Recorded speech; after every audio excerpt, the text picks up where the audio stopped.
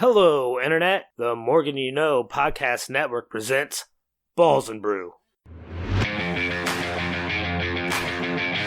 Welcome to another rousing rendition of the flagship sports podcast here on the Morgan You Know podcasting network. I am your affable host. My name is Rod Morgan, and we don't really have any other sports to talk about. We talked about the Masters a little bit last week, but quite frankly, it kind of fell flat a little bit. Jon Rahm just kind of won the thing, and it is what it was. So we're not going to spend too much time on the Masters or any other sport because, frankly, the other sport that's going on right now will continue to be ignored by this podcast until a later date this summer. So we are going to devote an entire episode of Balls and Brew to the NBA Fast Break.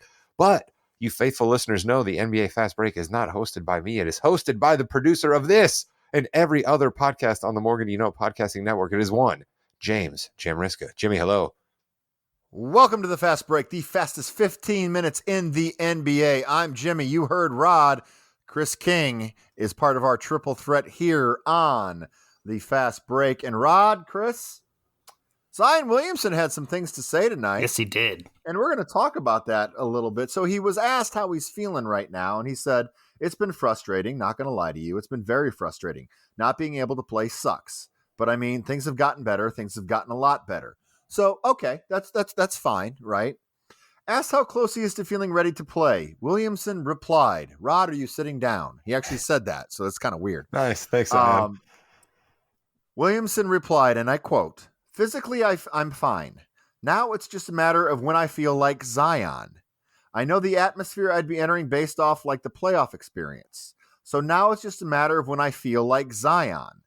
So what exactly does that look like? I don't feel like there are any specific benchmarks for being Zion, Zion said. It's just a matter of like, when I feel like myself, just being like myself and knowing that I can go out there and have a big impact for my team. Rod, your thoughts on Zion Williamson saying he is physically ready to go, but he's not Zion yet? My thoughts are anyone that listened to this podcast during the time Ben Simmons was still on the Philadelphia 76ers will know that I foretold of this very situation. I didn't, of course, speak this player by name. I didn't, of course, say that this would be the thing that they would say, but I said that when you allow one player in a union to get away with something, essentially the way Ben Simmons got away with not playing and being very wishy-washy about what exact injury he had and what exact reason he had for not playing, and then you had a court case that was settled, I'd be willing to bet you guys that Ben Simmons got right around 92, 93, 87, some ungodly amount of all of his money from Philadelphia. They lost the case, essentially. And so what do you have now? You have players who can just sit for any reason, and Zion is basically proving that right now. And the other problem the NBA has here is this is now the story. This will continue to be the story, and the NBA would like nothing more than for the play-in tournament they just created a couple of years ago to draw extra excitement for the end of the year is now continuing to be trumped by the only thing people want to talk about in the NBA, and that's off-court drama.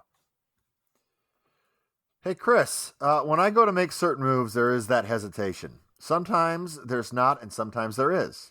And I understand the magnitude of these games coming up, and I don't want to be out there hesitating or doing something that may affect my team in a bad way. Thoughts? So, this guy has played so little. I didn't realize he'd been in the league for 4 years. It's been 4 years. He's on his second guaranteed contract already. He's a max guaranteed contract guy. And how many total games has he played in, Chris? I hope you have the number here because it's shocking. 114 out of 308 possible games played. That's more than you think, though. That's more than I thought it would be. That's still a third. How sick is that, Jim? How low is your bar that you're shocked by that number? Shocked that it's only a third of the games he's. I would be more shocked if dude wasn't hesitant. It's been how long since he's been able to play basketball? I mean, he probably has to go back doing George Mikan drills to remember how to do stuff. Shout out Mikan. Wow, shout out Mikan there for sure. Chris, you went to school with George, didn't you? That's why you're real familiar with those drills. It was elementary school. He was George Mikan's coach in elementary school. Yeah, he was. So yeah, that I just shocking. revelations from Zion there. Got to get back in his head, got to play. Looks like he's physically ready, but he's just he's got that mental block going. So we'll wait, didn't Rod just do it? No? All right, fair enough. The Raw Damnation of the Week. Here it is. Another one. Gonna not make any friends with this one because he may retire with every record that exists in the record book. And if they're gonna run it into the ground, they do the thing where they wave their hand above their heads. I'm happy. Yeah, I'm gonna keep this one short and sweet. This one goes to one particular player who just cannot seem to keep himself out of trouble, and that is Rudy Gobert. I go up and down with this guy where sometimes I think to myself, am I being too hard on him? Should I give the guy a break? It seems like everybody hates Rudy Gobert. And then I'm slapped in the face with the evidence that no, man, everybody hates Rudy Gobert because of Rudy Gobert. So here's this guy who gets traded to Minnesota for one of the biggest bungled trades in NBA history. That's not his fault, but he now has to walk around with that added pressure all year long of basically being told he is the source of the worst trade in NBA history. He has absolutely submarined the Minnesota Timberwolves, all of the above. He starts to turn it around a little bit at the end of the year. Maybe when this guy's digging himself up out of the quicksand, getting on the other side with the good people up in Minnesota who are so cold all the time. They are desperate for anyone to cheer for. And what does he do? He gets in a fight with this teammate, not just a fight, not an NBA fight where we're face-to-face, nose-to-nose, sort of shoving, but we don't want to. No. Rudy Gobert swings at Kyle Anderson, and now we're supposed to feel sorry for him because Rudy knew he didn't want to hit him. He wanted to only get him in the chest, and he was also just hurt that Kyle Anderson called him a name because Rudy was playing hurt. What are we talking about here? Rudy, you clearly got your people to go to Adrian Wojnarowski to drop the whole thing about how you knew you weren't going to hit him in the face and you were playing hurt and people should feel sorry for you. Absolutely not, Rudy. You've lost it, okay? You started COVID in the NBA. You got run out of Utah. You're going to get run out of Minnesota after 1 year. And at some point, my man, Rudeo, you got to look in the mirror and say, it's not all these people around me picking on me. It's me not being the best to get along with. And I speak from experience here, Rude, all right? There was a lot of people in my life that didn't talk to me for a long time because I was no fun to be around. You got to adjust who you are, and then you'd be surprised at how all your relationships come along. Bones Highland and Mason Plumlee are thanking Rudy Gobert, and the Clippers have sent him flowers because that was a story for about 8 seconds until this happened. The bigger story, though, I think, too, is Jay McDaniels is out for the rest of the season because your boy, I'm not claiming him, although he's on my fantasy team course. Shocking. Wait a minute. A person on my fantasy team got hurt for the whole season, broke his hand by punching a wall after he didn't play that much in the second quarter of a game. Chris King, do the T-Wolves have any shot against the Lakers in this playing game? No, listen, the T-Wolves are my jester this week. I'm just going to let you guys know right now. They are the jester. They have just decided to, let's just throw this season away. They had such good upside going into this year, and they have just not lived up to expectations. And if you're McDaniels, you can't get that emotional over a bad call or a bad quarter and punch a wall on a last season game that didn't necessarily really mean anything for them. They were going to be in this play-in game either way.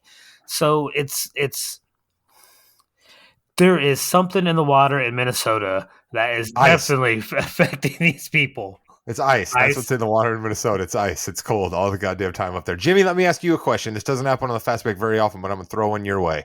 This situation up in Minnesota where Kyle and Rudy are getting into it, where McDaniel feels like he needs to punch a wall. Are we putting this on Chris Finch? Are we putting this on Karl Anthony Towns, who's supposed to be a team leader? Are we putting this on Rudy himself? Is this who is starting the vibe that makes it okay for Jaden to act out like this? Because here's the thing, Jim. I understand men are going to be men and you can't stop somebody from punching a wall. But what I would say here is there's probably been incidents this year where he's pushed towards that and hasn't been pulled back from it. And then we got to here. I think it's leadership. I think you got to go with Finch on this one because Cat is not a leader. We found that out with Jimmy Butler. Cat is not the alpha. Okay. Anthony Edwards is going to be the alpha. He's still working on himself right now.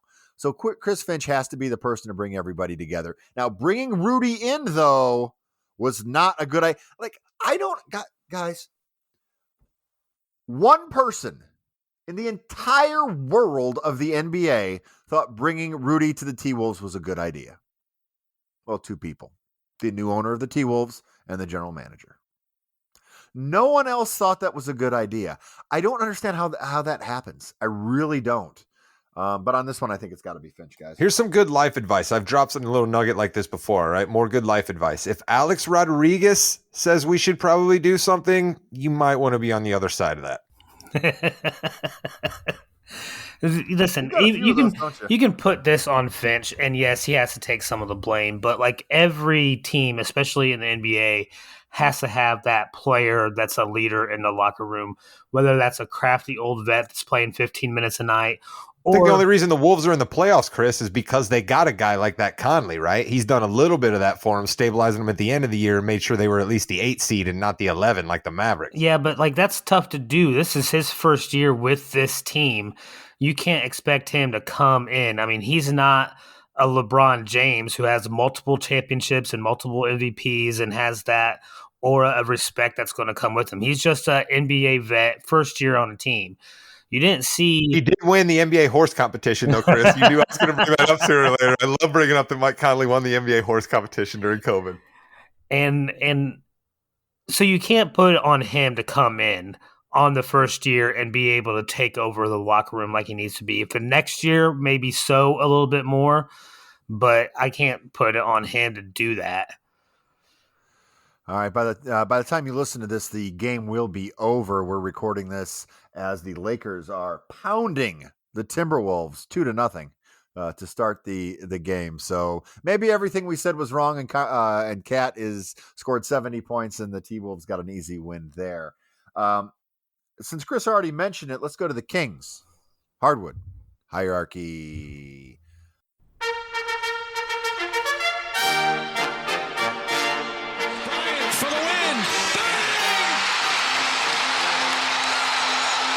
Last week, we had the Grizzlies were the Kings. The Knicks were the Queens. The Cavs were the Prince. And the 1, 2, 3, go. San Antonio Spurs, Houston Rockets, Portland Trailblazers, inaugural, Ephemetadada, Ladabada, whatever, Jester of the Week with the 76ers. Welcome to the tanking bus Dallas Mavericks. You look like fools this week. So your Jester was the T-Wolves, yeah, which is pretty hard. It's pretty hard to leapfrog the Dallas Mavericks for what they did, and coming out and saying what they did, which we'll get into that later. I mean, the Mavericks and the Jazz literally did everything they could to miss the play-in games over the last 2 weeks. And both of them went like 2-8, lost like 4 or 5 in a row. I mean, it's just. Listen, real quick, though, we got to give Portland credit here. Chef's kiss to Portland, okay? They're signing guys out of the G League with 10 days, and they're not even signing the best G League's player. They were literally scouting the guys that were terrible that would help them win to sign in the 10 days. That is planning. They load managed Kevin Knox. Drew Eubanks came in on a 10-day. 30 points. Like, no. We did not bring you in to do that, sir. I had him in my fantasy lineup for the championship, and he was the guy who was like, no, Portland's going to play this guy. And they're like, whoa, sorry. You can't be putting up 25-12. Sit down. Chris, who's your king, buddy? Okay, so I'm going to go this, and this is a team that has turned it around as of late. They're playing about as best as they have all year, and that's saying something. That's Boston. They've won 8 out of the last 10. They won 3 in a row to end the season. That's kind of what you want to see going into the playoffs.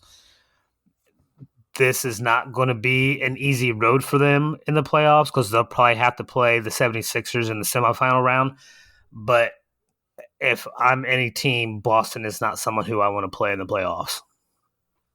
Yeah, but they just got a bit of an easier path drawing Atlanta as the 7. We're recording as that game wrapped up. So them drawing Atlanta as the 7 is way better than them having to be in a war with Miami. And I like that Miami might be the 8 seed to beat up on Milwaukee a little bit more in the first round than somebody else might have.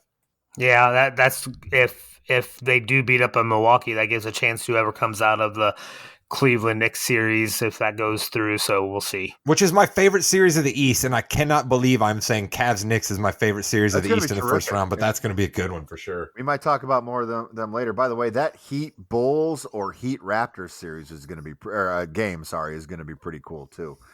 Queen.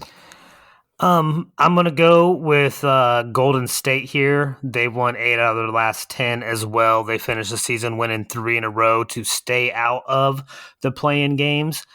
They were helped generously by their opponents. Golden State's opponents did not want to win any of those games. That is true. They have a tough first round. I don't care what any of the pundits say out there. They got to go play in Sacramento. That's going to be the real test for Golden State if they can play and win on the road, because they haven't been able to all season, but they've played well enough to earn the Queen seat this week. All right, and your Prince. You guys aren't going to like this, but there's another team that won 3 in a row at the end of the year to stay out of the play-in game in the West. That's the Clippers. They didn't want to win their final game of the year. Yeah, I don't know why they won. Listen, they beat the Suns so they can play the Suns, and I'm not going to pick. They didn't really beat the Suns, though, did they? They beat a team in Phoenix. They beat a team with Suns on their jerseys, okay? There you go. So, yeah, they maybe not, but, like, still – they have played well. That's a team that has horrible issues playing their stars. So we'll see. We'll see. Leonard's supposed to be healthy. We'll see if he can play a whole series. If they make it go 6-7 games, maybe we see George by the end of that, and then you never know what could happen. But they've been playing well. That is the Kings hardwood hierarchy. We didn't forget about our Kings, but our Kings have a few days off before they begin their series with the Warriors. It's a tough draw for the Kings. Real quick, early predictions. Who you got, Rod? I don't like it for 2 weird reasons, all right? I don't like it for Andrew Wiggins, all right? And I don't like it for Gary Payton III, okay? These 2 guys are going to be guys who Golden State can now deploy to put the clamps on De'Aaron Fox a little bit, all right? And I worry about what Demonis is going to be doing in the middle of the paint there with Draymond, who, Chris, I know you are definitely anti-Draymond, but the man can still play pretty darn good team defense, and where he operates best is where Domas operates best. So you give me 2 guys who can maybe gum up the works for De'Aaron Fox, and then you give me a couple of guys in Looney and Green who can gum up the works for Domas. We're really relying an awful lot on rookie Keegan Murray, and one of the top 5 white American players in the NBA, Kevin Huerter. We're relying an awful lot on those 2 and crusty vet Harrison Barnes. And I don't know, Chris. I'm not sure how many buckets those guys are going to score versus Golden State, because while Golden State's been up and down all year, I think they're definitely going to show up for these playoff games. Yeah, listen, you do have good defenders on Golden State. We have not seen them that much this year, though, have we? Their defense has not been great, whereas the Sacramento offense has been record-breaking, most efficient offense in the history of the NBA. That's not something just to shake a stick at. And a team that's only won 9 games on a road, thank you for shaking that stick, Jim. Yeah, but they're only 90 minutes away. I think that as stupid as that is, that's a huge factor. It's only 90 minutes away. They don't even have to get on a plane flight to do this series, man. I think that's going to be huge for Golden State. I still got to stick with my team, Sacramento. I'm not like one of these fans like Rod who wants to root against my teams. Whoa. I'm asked for analysis, and now somehow I wasn't somebody who was lighting the beam all year long. Wow. So, yeah, okay. All right. Well, I'm lighting the beam. Why the hell not? Let's go, Kings. Kings sweep the Warriors. Ooh, sweep. Hey, listen, I'm wrong about everything. Might as well be completely wrong. Speaking about me being wrong, let's go to our year-end awards before we finish out the fast. One quick thing, Jim. Before we go into the year-end awards, the official ones, I have an unofficial year-end award that I want to go to, and that's my All-NBA Anti-Load Management Team. Nice. I had my white American list. You got the anti-load management test. That's awesome. Chris going away from the rundown, but that's all right, Chris. No. All right, Chris. Anti-load management scheme. I actually think this is a really good idea. Listen. What is your Now, wait. Is it the top 5 players, or are we positioning this? We have positions for this. It's also, I cut the mark off at 72 games played, so they had to play at least 72 games. Dang. All right. All right.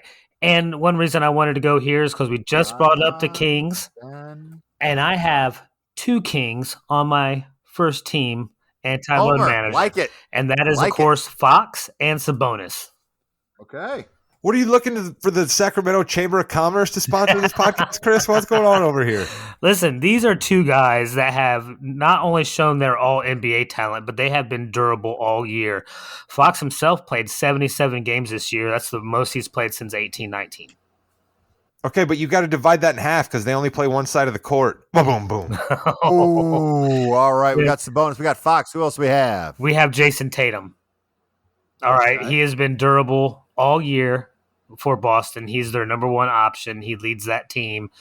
That dude is all NBA, MVP candidate, and durable as all get out. He deserves to be on this team. We also have my guy, the guy that's been on my fantasy team for what seems like decades. That's one Julius Randle. This is a travesty. Now you're going to give me a center after this, aren't you? This is a travesty, Chris. If this list is for guys who played, how do you not have Mikal Bridges on this list, who played 83 official games this season? Of 8, yeah. He was my 82. He was my last guy. He was my 5th guy. Oh, so you don't have a true center. Look at you without a true center, and you're all Mr. We got to go by the rules. Sabonis is going to be a 3rd-team All-NBA center. I forgot about Sabonis, okay? Give me a break. But yes, Mikal Bridges is the last guy because, for one, he has played well all year, and he's played in 83 games. He's the 42nd player in NBA history to play more than 82 games. All right. That is a really good team. I like that.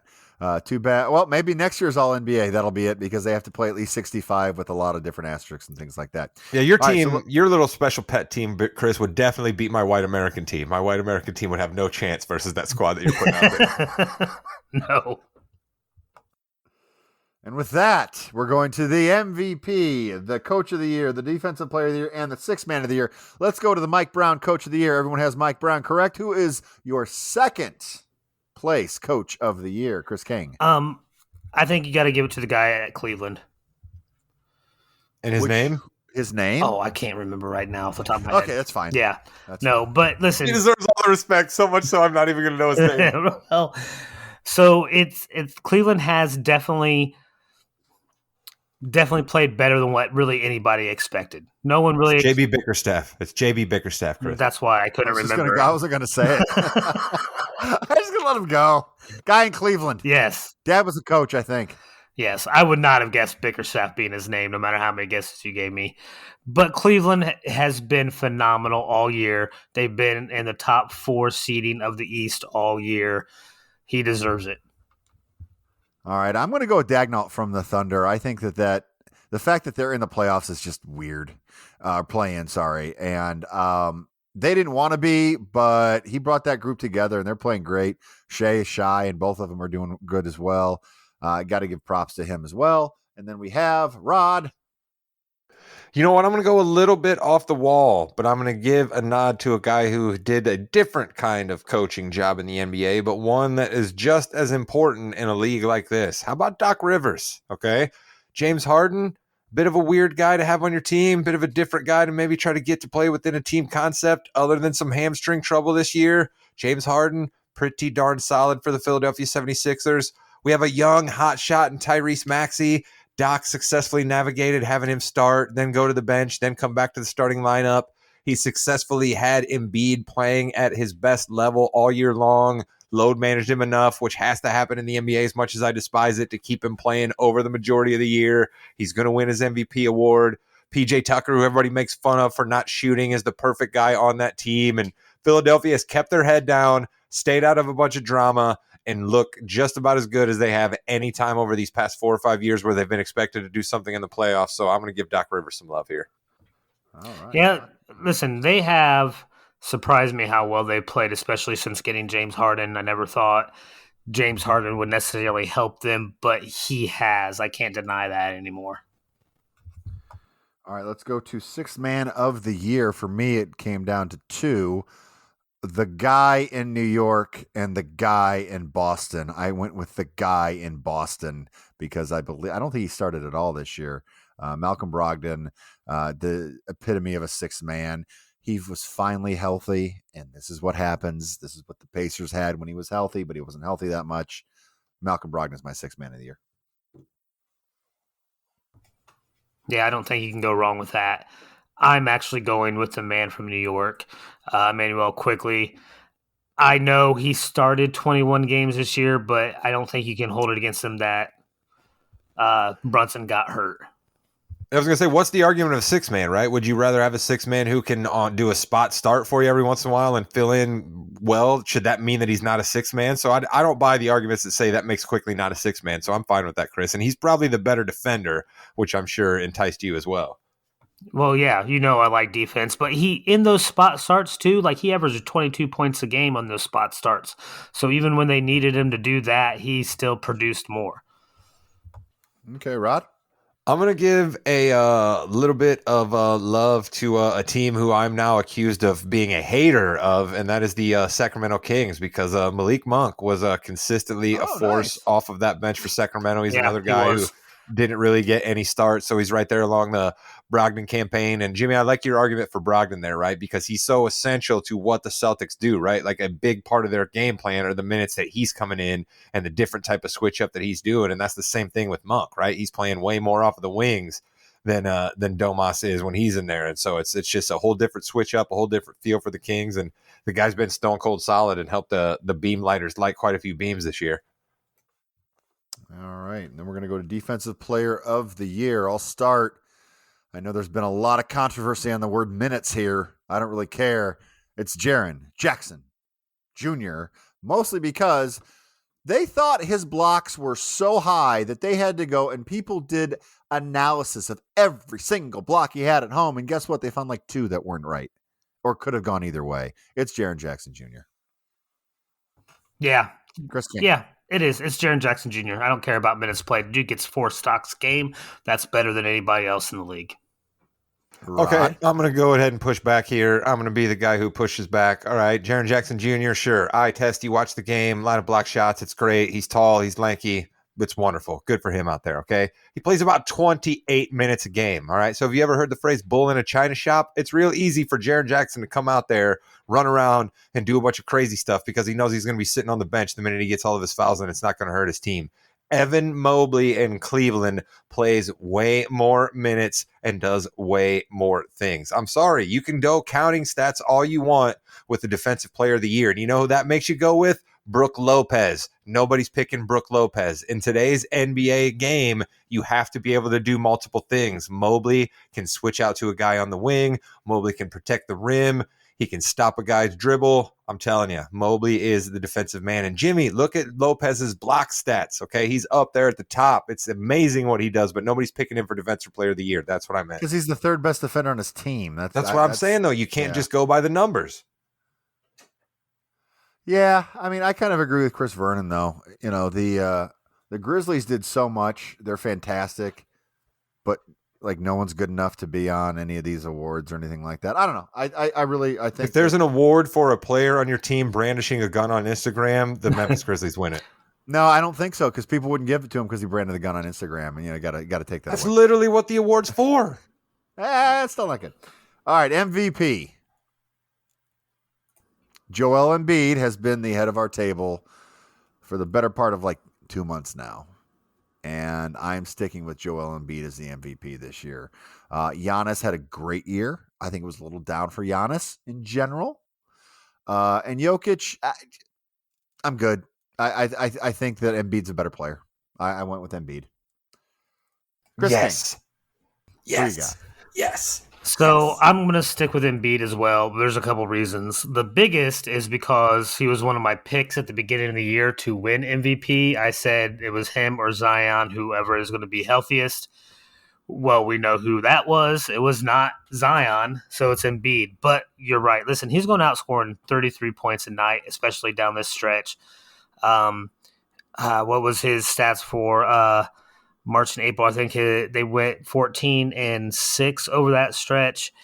He averaged 33 points, 10 boards, over 2 blocks a game, I believe, and maybe 4 assists. So what Embiid's been able to do, and we've seen his talent, you got to give him the MVP. I just really hope for his sake that he is able to get a championship sooner rather than later as well. And Rod.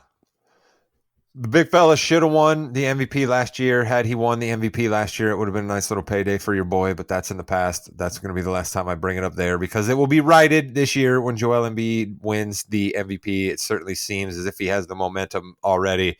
Enough podcasts that I listen to, people are revealing their votes, and it sounds like the majority of folks are going with Embiid there. That's great. Jimmy, I love that you have finally come to my side of the fence on Jokic. Just leave it behind. If the guy was an absolute killer, he just wouldn't have played the last month and a half the way he played so lackadaisically for the Denver Nuggets. And so I'm good. I guess I'll still let the guy be third because I don't want to get attacked by the nerds. So I guess he can be third on my MVP ballot. But at 4 and 5, I think I got to go with Jason Tatum, and I think I got to go with Shai. I don't think Luka Doncic makes my MVP ballot after the disaster at the end of the year for the Mavericks. I agree with that completely.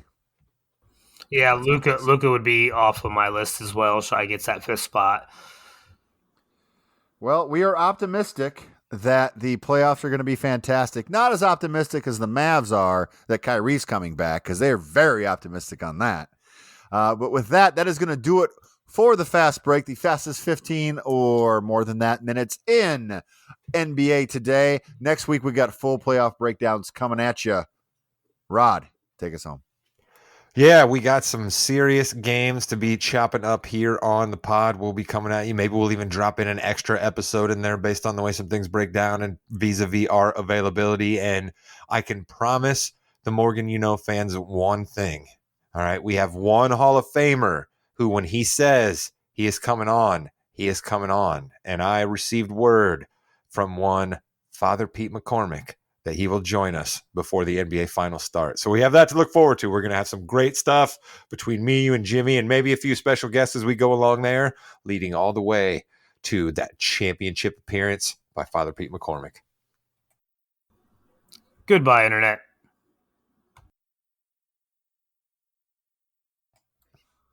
Good job, boy.